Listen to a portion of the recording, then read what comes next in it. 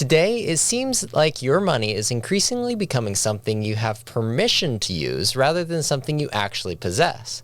That is, permission from the banks and the government. The United States is standing as the world's piggy bank with debt and inflation supported by the taxpayers. It seems that the only solution for Americans is to leave the dollar system entirely.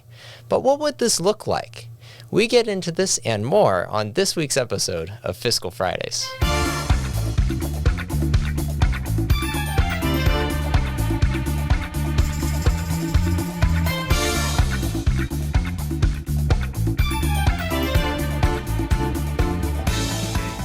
There are three questions to consider in the fiscal policy space. First, we need to look at how the federal government is abusing the US dollar today.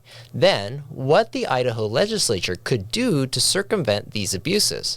Finally, and most importantly, we need to ask, would this all be for naught? So, how are things going for the taxpayers at the moment? Well, currently, it does not look too good. According to the following data from the Congressional Budget Office, deficit spending is expected to double as a percentage of GDP within the next decade. This means more money is borrowed to cover the government's increasing list of expenses it cannot afford. At this rate, the agency reports that our national debt is expected to reach 118% of our national GDP by 2023.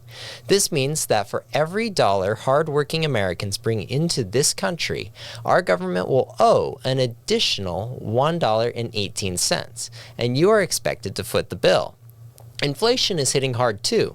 On average, your dollar only covers 82% of what it did just before the pandemic a few years ago. The United States Treasury included a quote on their website that says that the tenets of our Constitution, concepts like promoting the general welfare and securing the blessings of liberty, are achieved through government spending. Of course, this means that we are expected to expand entitlement programs, fund the war in Ukraine, and subsidize the failing green energy industry. Conservatives argue that this is far from securing the blessings of liberty and promoting the general welfare of our nation. Thwarting the free market and stealing your money through inflation and exorbitant taxes harms Americans and enslaves us to our creditors. In the meantime, the federal government believes that the only reason why we are in this mess to begin with is because too many people are gaming the system. Their answer is to hire IRS agents to audit bank accounts with total transactions exceeding $600 and surveilling and controlling your financial activity with a central bank digital currency. As a state, what do we do about this mess? What should sound money policy look like? To start, here are a few points to consider. Stop taking federal dollars being used by Washington, D.C. to buy state programs. Bolster financial privacy by making it more difficult for the government to spy on your purchases. Allow the market to innovate by protecting Bitcoin mining and its use as currency.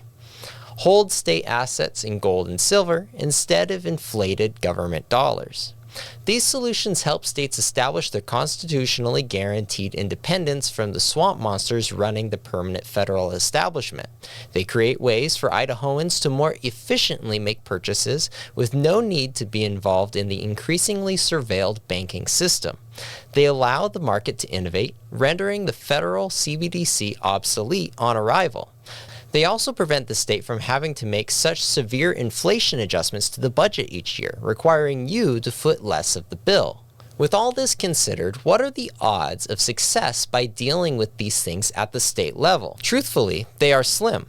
The Idaho legislature, and namely the Senate, drored a bill that would have allowed the state treasurer to hold gold and silver state assets. This bill passed with overwhelming support in the House and was an annual feature of our IFF senior policy fellow and former legislator Ron Nate's Fiscal Agenda.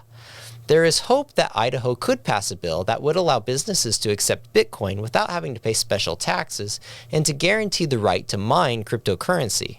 This law would help protect the privacy and financial security of Idahoans. But one must keep in mind that Bitcoin, as a free market currency, is antithetical to the momentum of the government's power. Without putting restrictions on the federal government, they will fight to prevent the free market from getting too far out of reach. Mind you, they did this with banknotes in 1866. These were private bank dollars per se that were essentially the debit cards of their day. To drive the acceptance of federal currency, the government imposed what Lawrence White of the Cato Institute described as a deliberately prohibitive tax, killing banknotes entirely and switching to federal greenbacks. Choosing to exit the current financial system would require holding the federal government accountable, as well as implementing the state policies we described. In the meantime, Idaho should work to distance itself from federal overspending and provide an environment ripe for taxpayers and the free market to lead the way on sound money policy. There's a domino effect to all of these initiatives as well.